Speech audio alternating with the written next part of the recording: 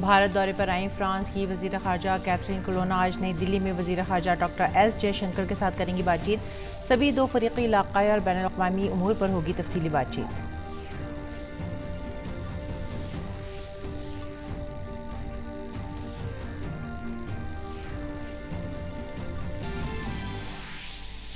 भूटान के शाह जगमे खेसर नामग्याल वांगचुक आज भारत दौरे पर पहुंचेंगे नई दिल्ली। कौमी सलामती के मशीर और खारजा सेक्रेटरी समेत मुतादिद मुअज़्ज़िज़ीन करेंगे भूटान के शाह से मुलाकात।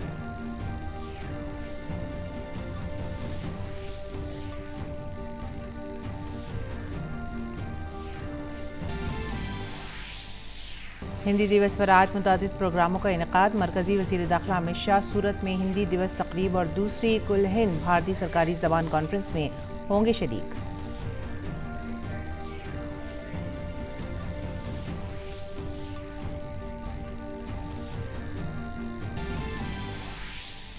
बिहार के बेगूसराय में ताबड़तोड़ गोली चलाकर एक शख्स का कत्ल और 10 अफराद को जख्मी करने वाले बदमाशों का अब तक नहीं मिला कोई सुराग। बीजेपी ने नीतीश हुकूमत को ठहराया जिम्मेदार। मरकजी वजीर गिरिराज सिंह आज मुतासरीन से मिलने के लिए पहुंचेंगे बेगूसराय।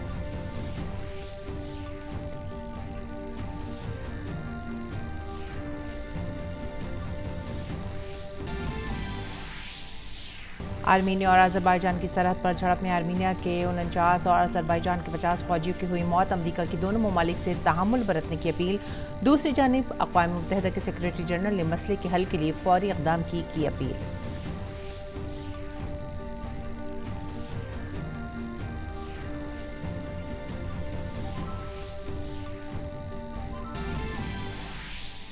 खेलों में ड्यूरेंट कप 2022 के पहली सेमीफाइनल में आज मोहम्मडन स्पोर्टिंग क्लब और मुंबई सिटी ऑफ सी होंगे मुकाबिल। फॉर्म में चल रही दोनों टीमें फाइनल में जगह यकीनी बनाने की करेंगी कोशिश।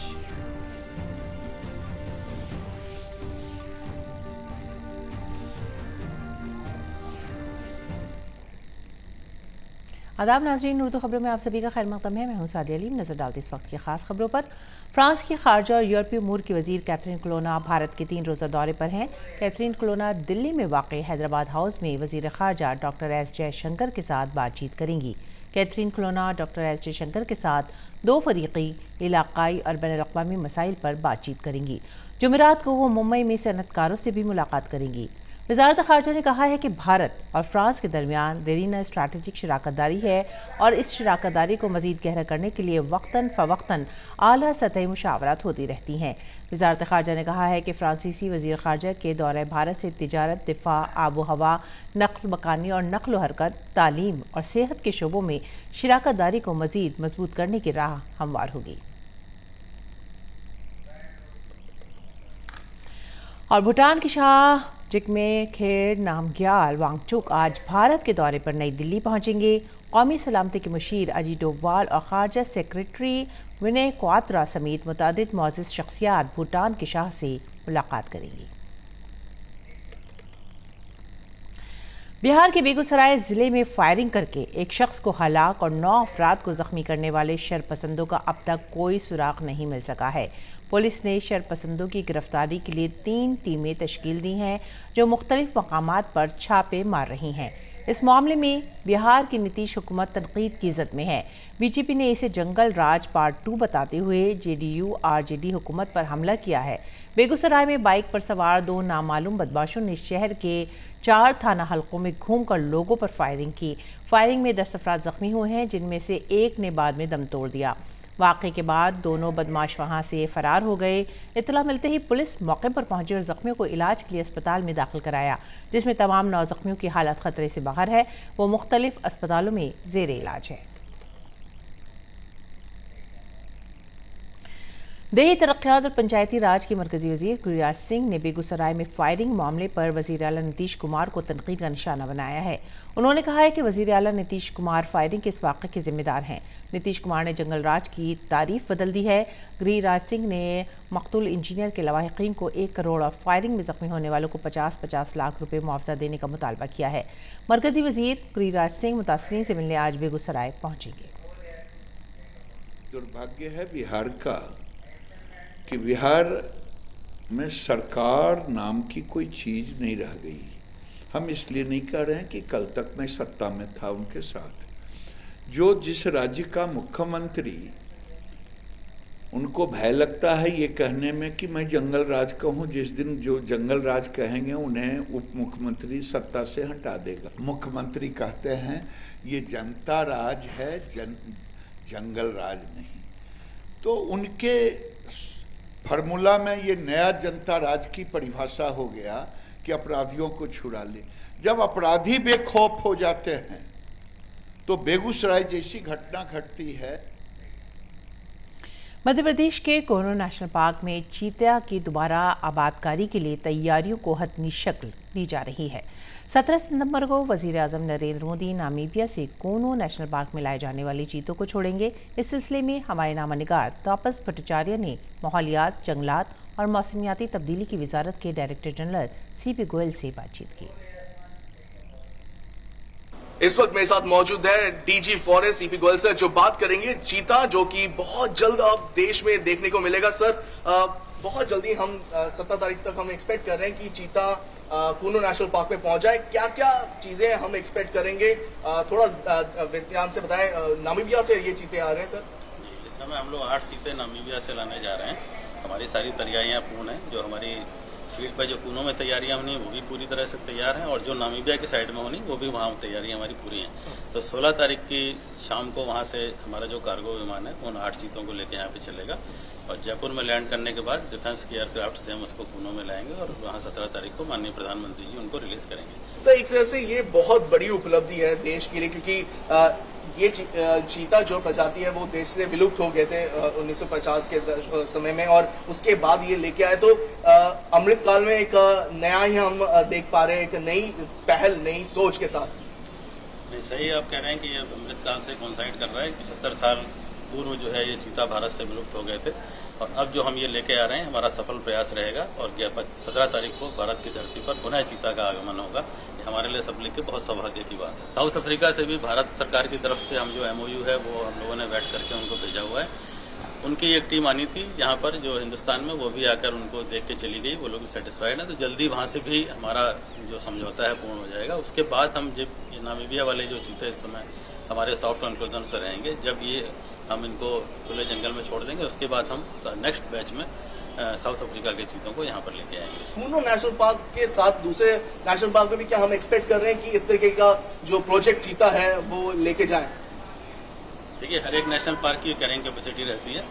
फिलहाल जब तक इसकी कैरिंग कैपेसिटी के पूर्ण होती है तब तक हम इनको यहाँ पर छोड़ेंगे। जहाँ एक वाइबल पॉपुलेशन इसमें आ जाएगी तो तब वहाँ उसके बाद दूसरे नेशनल पार्क में इसका पुनर्स्थापना का प्रयास किया जाएगा। सर, यहाँ पे जो लोग रहते थे उनको आप लोगों ने अच्छे से लेके दूसरी जगह पे रिसेटल करवा दिया गया है। पहले यहाँ पर 25 गांव थे, 24 हमने रिलोकेट कर दिए हैं। अब वो अच्छी तरह वहाँ उनके जो नागरिक हैं सब वहीं रह रहे हैं। एक गांव ही बचा हुआ है, उसका हम लोग रिलोकेशन का प्रस्ताव शीघ्र ही भारत सरकार से उसको फाइनल कर देंगे। मध्य प्रदेश सरकार से पूरी बात हो गई है, तो उसको भी रिलोकेट करने में बहुत ज्यादा समय नहीं लगेगा। बहुत बहुत शुक्रिया। हमसे बात करें तो ये थे DG फॉरेस्ट, जो बता रहे थे कि बहुत जल्द भारत में चीता आ जाएगा, और यही चीता सिर्फ कोहिनूर में नहीं, आगे भी दूसरे भी जगह पे हम देखने को मिलेगा। और एक तरह से ये अमृतकाल में एक बहुत ही बड़ी एक उपलब्धि रहेगी। कैमरा पर्सन सौरभ के साथ मैं तापस भट्टाचार्य, दूरदर्शन समाचार, दिल्ली।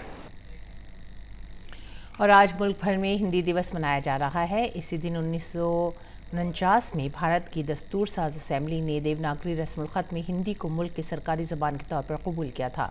1953 से हर साल 14 सितंबर को पूरे मुल्क में हिंदी दिवस मनाने का ऐलान किया गया। हिंदी पूरे मुल्क में सकाफ़ती और जज्बाती इत्तेहाद कायम करने का एक अहम ज़रिया भी है। कौमी शनाख्त और सकाफ़ती कौमी इज़्ज़त नफ्स को एक धागे में पिरोने वाली हिंदी खुद इन्हिसारी की एक मजबूत बुनियाद भी है। हिंदी दिवस हर साल हिंदी को सरकारी ज़बान के तौर पर अपनाने की याद में मनाया जाता है। हिंदी दिवस के मौके पर उमूर दाखिला और कोऑपरेटिव के मरकजी वजीर अमित शाह सूरत में हिंदी दिवस और दूसरी ऑल इंडिया सरकारी ज़बान कॉन्फ्रेंस में शिरकत करेंगे। दिल्ली में हर साल हिंदी दिवस का एहतमाम किया जाता है, लेकिन इस साल पहली बार हिंदी दिवस का इनेकाद गुजरात के सूरत में किया जा रहा है। ये कॉन्फ्रेंस 14 से 15 सितंबर तक सूरत में मुनक़िद हो रही है।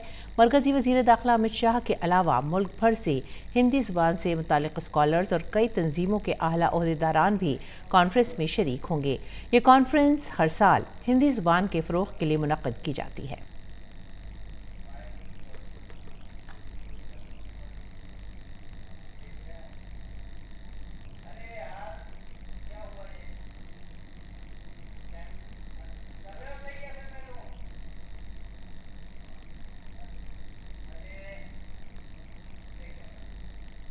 आगे बढ़ेंगे अगली खबर की तरफ। मवेशी परवरी और डेयरी के वजीर एल मुरुगन ने कल आलमी डेयरी समिट में शिरकत की।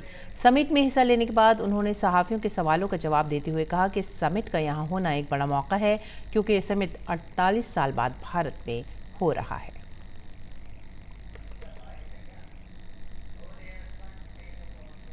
This IDF World Summit 2022 is yesterday inaugurated our Honorable Prime Minister. Our government is taking so many steps. Our NDDB is supporting Atmanirbhar Bharat. So we are going towards Atmanirbhar Bharat. That's why artificial insemination or technology infusion we are including first of, and our Prime Minister under our dynamic leadership, our Prime Minister is introduced mobile veterinary unit. G20 सरबराह इजलास की सदारत के दौरान भारत बांग्लादेश को मेहमान मुल्क के तौर पर मदऊ करेगा। वज़ारत ख़ारजा ने कहा कि भारत ने कुछ मेहमान ममालिक और बैनुल अक़वामी तंजीमों को मदऊ करने की G20 की रिवायत के मुताबिक Bangladesh, Mauritius, Netherland, Nigeria, Amman, Singapore, Spain, मुत्तहदा अरब इमारात और मिस्र को मदऊ करने का फैसला किया है। दिसंबर में शुरू होने वाले G20 सरबराह इजलास के दौरान मुल्क भर में 200 से ज़्यादा मीटिंग मुनक़्क़िद होने की तवक्को है। G20 ममालिक के सरबराहान ममलिकत और हुकूमत की कॉन्फ्रेंस आइंदा साल 9 और 10 सितंबर को नई दिल्ली में मुनक़्क़िद होने वाली है। G20 दुनिया की बड़ी तरक्की याफ्ता और तरक्की पजीर मईशतों का एक बैनुल हुकूमती फोरम है। इसमें अर्जेंटीना, ऑस्ट्रेलिया, ब्राज़ील, कनाडा, चीन, France, Germany, Bharat, Indonesia, Italy और जापान समेत 19 ममालिक शामिल हैं। G20 सरबराह इजलास भारत बांग्लादेश को मदऊ करेगा। और आगे बढ़ेंगे, अगली खबर का रुख करेंगे। सुप्रीम कोर्ट का कहना है कि इलेक्शन लड़ने का हक ना तो आईनी हक है और ना ही ये आम कानूनी हक में शुमार होता है। सुप्रीम कोर्ट ने दरख्वास्त गुजार पर 1 लाख रुपए जुर्माना आयद करने के साथ ही अर्जी मुस्तरद कर दी है। राज्यसभा इंतखाबात के लिए कागजात नामजदगी दाखिल करने के मामले को उठाने वाली दरख्वास्त इस बुनियाद पर बेबुनियाद पाई गई कि अवामी नुमाइंदगी एक्ट 1950 और इंतखाबी ज़ाब्ता इखलाक के ज़ाब्ता 1961 के तहत कागजात नामजदगी दाखिल करते वक्त उम्मीदवार का नाम तजवीज़ किया जाना ज़रूरी है। अर्जी गुजार बगैर किसी तजवीज़ कुनंदा के राज्यसभा इलेक्शन लड़ना चाहता था। मरकजी वज़ीर सेहत डॉक्टर मनसुख मांडविया ने वसी पैमाने पर इस्तेमाल होने वाली ज़रूरी अद्वियात की एक नई फहरिस्त जारी की है। ये नई फहरिस्त 384 दवाओं को शामिल कर रही है। इस मौके पर वज़ीर सेहत ने कहा है कि सबको सस्ती और मयारी अद्वियात की फराहमी हुकूमत की तरजीह है और ये फहरिस्त किसी भी दवा की कीमतों में इजाफे को रोकने में मुआविन साबित होगी। उन्होंने कहा कि वज़ीर आज़म का विजन है कि सबको सस्ती दवा मिले और अद्वियात की ये नई फहरिस्त इसी मकसद के हुसूल में मददगार साबित होगी। सभी को सस्ती और मेयारी दवा दस्तयाब हो, इसके लिए ज़रूरी अद्वियात की एक नई फहरिस्त जारी की गई है। इस नई फहरिस्त को मरकज़ी वज़ीर सेहत डॉक्टर मनसुख मांडविया ने जारी किया है। इस फहरिस्त में 384 अद्वियात को शामिल किया गया है। फहरिस्त में 34 नई अद्वियात शामिल की गई हैं, जबकि पुरानी फहरिस्त से 26 अद्वियात को निकाल दिया गया है। अद्वियात की नई फहरिस्त को 27 थेरेपेटिक ज़ुमरों में तकसीम किया गया है। यह फहरिस्त मुल्क की ज़रूरियात को ज़हन में रख कर बनाई गई है। इस मौके पर वज़ीर सेहत ने कहा कि अद्वियात की इस फहरिस्त से मुल्क के शहरियों की सेहत पर होने वाले अखराजात में कमी आएगी और अद्वियात सस्ती और काबिल रसाई होंगी। कोई मेडिसिन की प्राइस अनरीजनेबल बढ़ नहीं सकती, ताकि गरीब मध्यम वर्ग सभी के लिए एफोर्डेबल मेडिसिन उपलब्ध हो सके। 384 मेडिसिन है, यानी कि मैं मानता हूँ कि 1000 एबोव उसका फॉर्मुलेशन होंगे। इस सारा फॉर्मुलेशन की प्राइस अभी रिवाइज होगी ताकि मेडिसिन सभी को सस्ती मिले। ज़रूरी अद्वियात की फहरिस्त में एंटी डायबिटिक, एंटी कैंसर और पेटेंट दवाओं को शामिल किया गया है। कुछ एंटीबायोटिक को हटा दिया गया है और कुछ नई एंटीबायोटिक को फहरिस्त में शामिल किया गया है। इस फहरिस्त में कोविड की कोई दवा शामिल नहीं की गई है, क्योंकि इन दवाओं के ट्रायल अभी मुकम्मल नहीं हुए हैं। एंटी कैंसर दवाइयाँ हैं, 4 एंटी कैंसर दवाइयाँ वो हमने लिस्ट में डाली हैं, क्योंकि वो काफ़ी कॉमन कैंसर में यूज़ होती हैं और कुछ एंटी डायबिटिक प्रिपरेशंस हैं, क्योंकि डायबिटीज़ इतनी कॉमन है हिंदुस्तान में, वो भी इसमें ऐड हुई हैं, उससे भी फ़ायदा होगा। कुछ नए एंटीबायोटिक्स जो इफ़ेक्टिव हैं, क्योंकि एंटीबायोटिक इन्फेक्शन हिंदुस्तान में काफ़ी प्रॉब्लम करता है, वो ऐड करी गई हैं। ख़ासतौर से मेरोपेनम है, इस तरह की दवाइयाँ जो कि प्रॉब्लम है इसलिए। लेकिन जब हम एंटीबायोटिक के बारे में बात करते हैं तो जैसा कि मंत्री जी ने भी कहा कि बहुत ही ज़रूरत है कि हम लोगों को ये भी समझाएं कि जब ज़रूरत हो तभी एंटीबायोटिक लो, जब जितनी ज़रूरत हो जितने दिन तक कही जाए उतने दिन तक लो, नहीं तो रेजिस्टेंट, और अगर नहीं है तो मत लो। कौमी ज़रूरी दवाओं की नई फहरिस्त में उन्हीं दवाओं को शामिल किया गया है जिन्हें भारत की रेगुलेटरी बॉडी ने मंजूरी दी है। यह फहरिस्त 350 माहिरीन ने गहरे गौर खौज के बाद तैयार की है। अद्वियात की नई फहरिस्त प्राइमरी हेल्थ सेंटरों के अलावा सेकेंडरी टर्शरी केयर की ज़रूरतों को जहन में रख कर बनाई गई है। नितेंद्र सिंह की रिपोर्ट, DD न्यूज़ उर्दू खबरें।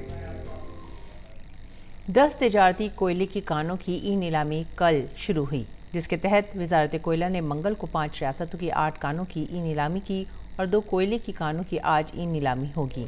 कोयले की वजारत ने बताया कि छत्तीसगढ़, महाराष्ट्र, झारखंड, मध्य प्रदेश और उड़ीसा की कानों की ई नीलामी की गई। इन कानों में कोयले के ज़खायर 2157 मिलियन टन है। मरकज़ी हुकूमत का मुस्तक़बिल करीब में 107 से ज़्यादा कोल ब्लॉक्स की नीलामी का हदफ है। वज़ीर आज़म नरेंद्र मोदी ने जून 2020 में तिजारती कानकुनी के लिए कोयले की कानों की नीलामी का आगाज़ किया था, जिसका मकसद तवानाई की ज़रूरियात को पूरा करने और सनती तरक्की को फ़रोग़ देने में आत्मनिर्भर होना है। वजारत ने अब तक 43 कोयले की कानों को कामयाबी से नीलाम किया है, जिनकी ज़्यादा से ज़्यादा कुल पैदावारी सलाहियत 85 मिलियन टन सालाना है। रुख करते हैं बैनुल-अक़वामी खबरों का। 2 साल के अमन के बाद आर्मीनिया और अज़रबैजान के दरमियान सरहदी तनाज़ा दोबारा से शुरू हो गया है। आर्मीनिया ने इत्तला दी है कि इस हमले के दौरान उसके 49 फ़ौजी मारे गए हैं। दूसरी जानिब अज़रबैजान का कहना है कि हमलों के दौरान उसके 50 फ़ौजी मारे गए।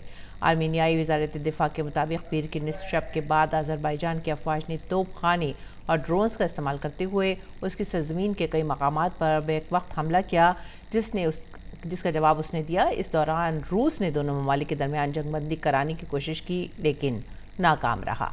गोलाबारी कुछ कम हुई, लेकिन अज़रबैजान की अफ़वाज दिन भर उसके इलाके में घुसने की कोशिश करती रही। अज़रबैजान की गोलाबारी से कई शहरी ढांचों को नुकसान पहुंचा और बहुत से लोग ज़ख्मी हुए। दूसरी जानिब अज़रबैजान की वज़ारत ख़ारजा ने कहा है कि आर्मीनिया ने पीर की देर रात और मंगल की सुबह उस पर फायरिंग की। उन्होंने दावा किया कि आर्मीनियाई फ़ौजियों ने उनके इलाके में बारूदी सुरंगें बिछाकर फ़ौजी ठिकानों पर फायरिंग की। नौकाराबाग अज़रबैजान का हिस्सा है, लेकिन 1994 में अलहदगी पसंद जंग के खात्मे के बाद से आर्मीनियाई हिमायत याफ्ता अफ़वाज के कंट्रोल में है। दोनों के दरमियान 2020 में कुछ हफ्तों तक जारी रहने वाली जंग में 6600 से ज़्यादा अफराद हलाक हुए थे। अमरीका ने दोनों ममालिक से तहम्मुल से काम लेने की अपील की है। साथ ही अक़वाम मुत्तहिदा के सेक्रेटरी जनरल ने इस मसले के हल के लिए फौरी इक़दामात पर जोर दिया है। अक़वाम मुत्तहिदा के तर्जुमान स्टीफन दुजार्क ने कहा है कि अक़वाम मुत्तहिदा के सेक्रेटरी जनरल एंटोनियो गुटेरेस ने आर्मीनिया अज़रबैजान सरहद पर फिर से हो रही जंग पर शदीद तशवीश का इज़हार किया है।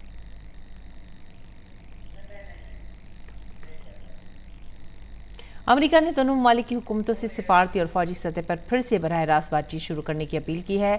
वाइट हाउस के तर्जुमान जॉन किर्बी ने कहा है कि अमेरिका आर्मीनिया और अज़रबैजान की सरहद पर हमलों की खबर से काफ़ी फिक्रमंद है और दोनों मुल्कों से अपनी दुश्मनी ख़त्म करने की अपील करती है। टेस्ला के CEO एलन मस्क अगरचे ट्विटर को खरीदने से पीछे हट गए हैं, लेकिन ट्विटर के शेयर होल्डर्स ने इस पेशकश को कबूल कर लिया है। ट्विटर के शेयर होल्डर्स ने कल टेस्ला के CEO एलन मस्क की $44 अरब कंपनी के हुसूल की तजवीज़ को मंजूरी दी। ऑनलाइन हुई इस मीटिंग में शेयर होल्डर्स ने फ़ोन, लैपटॉप के जरिए वोट डाले। ट्विटर ने तस्दीक की कि सौदे की मंजूरी के लिए शेयर होल्डर्स की मंजूरी हासिल कर ली गई है। ट्विटर के शेयर होल्डर्स की जानिब से मंजूरी एक ऐसे वक्त में दी गई है जब एलन मस्क की कानूनी टीम मुआहदे से बाहर निकलने के लिए कानूनी जंग लड़ रही है। ट्विटर ने माहिदे की खिलाफ वर्जी पर मस्क पर मुकदमा दायर कर रखा है। कल ट्विटर के शेयर होल्डर्स ने कंपनी के ऑपरेटर्स को इसकी भी इजाज़त दी कि सौदे से पीछे हटने पर वो एलन मस्क के खिलाफ कानूनी कार्रवाई शुरू करें। ऐसा समझा जा रहा है कि दोनों के दरमियान इस मामले की समाअत अक्टूबर के वक्त से शुरू होगी। रुख करते हेती के दारुल हुकूमत पोर्ट ऑफ प्रिंस में गुज़िश्ता रोज़ ईंधन की कीमतों में इजाफे के बाद तशद्दुद फूट पड़ा। पुरतशद्दुद वाक़े में एक शख्स के हलाक होने की खबर है। मुश्तैल मुजाहिरीन ने एहतजाज के तौर पर शहर में फायरिंग की और जलते हुए टायर पत्थर फेंक कर सड़कें ब्लॉक कर दी। शहर में तशद्दुद की वजह से कल मकामी बाशिंदों को अपने घरों से बाहर निकलना भी मुश्किल हो गया। हेती में महंगाई एक दहाई की बुलंद तरीन सतह पर पहुँच गई है, जिसकी वजह से दारुल हुकूमत में ताज़ा मुजाहरे देखने को मिल रहे हैं। खबरें खेलों से। ड्यूरेंट कप 2022 का पहला सेमीफाइनल मैच आज खेला जाएगा। ये मैच मोहम्मडन स्पोर्टिंग क्लब और मुंबई सिटी ऑफ सी के दरमियान होगा। इससे कबल खेले गए क्वार्टर फाइनल मुकाबले में दोनों टीमों की कारकर्दगी शानदार रही है।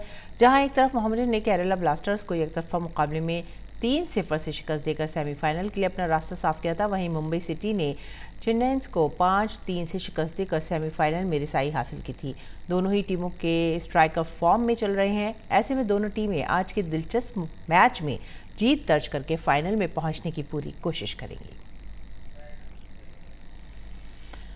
और सर्बिया के दारुल हुकूमत मलकरात में जारी वर्ल्ड रेसलिंग चैंपियनशिप में भारत को झटका लगा है। इस टूर्नामेंट में भारतीय खातून रेसलर विनेश फोगाट को क्वालिफिकेशन राउंड में ही शिकस्त का सामना करना पड़ा। उन्हें क्वालिफिकेशन राउंड में मंगोलिया की पोलान बतोखिया गने 0-7 से शिकस्त दे दी है। इस शिकस्त के साथ ही टूर्नामेंट में उनका सफ़र भी ख़त्म हो गया है। विनेश फोगाट ने हाल ही में बर्मिंघम में कॉमनवेल्थ गेम्स में 53 किलोग्राम ज़ुमरे में तलाई तमगा जीता था। इससे कबल वो आलमी चैंपियनशिप में कांस्य का तमगा जीत चुकी हैं। नाज़रीन, अब एक नज़र दिल्ली से शाया होने वाले उर्दू अखबारात पर।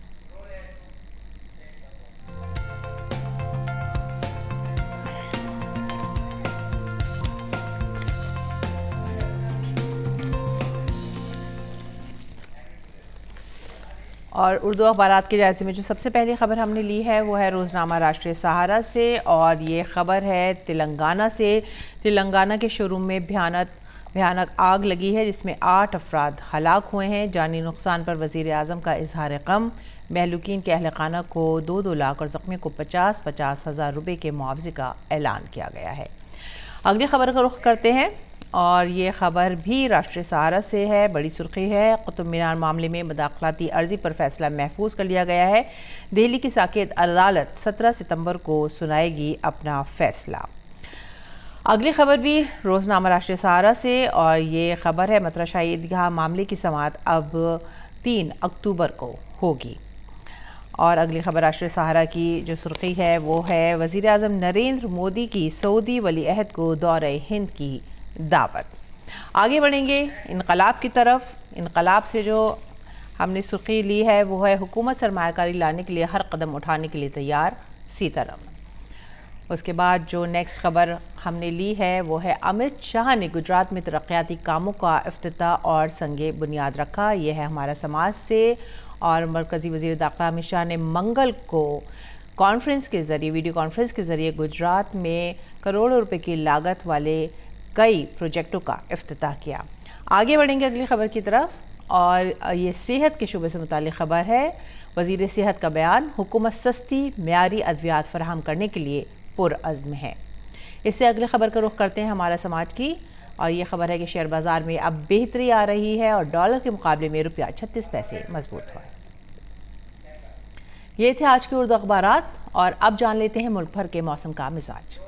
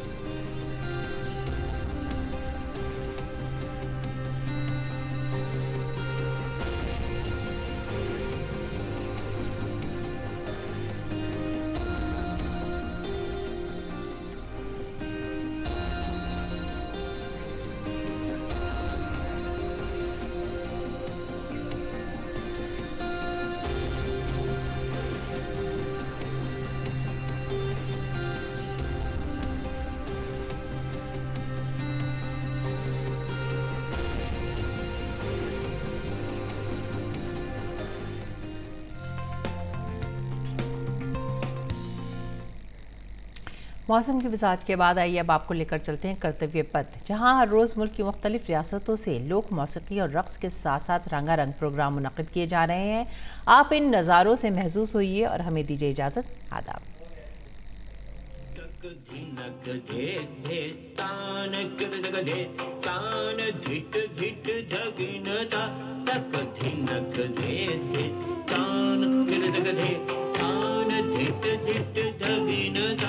वंदे मातरम वंदे मातरम सुजलाम सुफलाम मलयज शीतलाम शस्य श्यामलाम मातरम वंदे सुजलाम सुफलाम मलयज शीतलाम शस्य श्यामलाम मातरम वंदे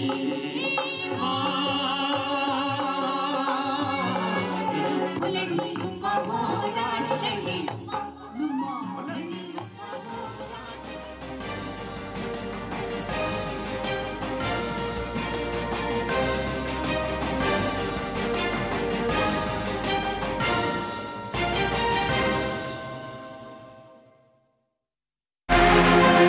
हमारे इस खास पेशकश में आज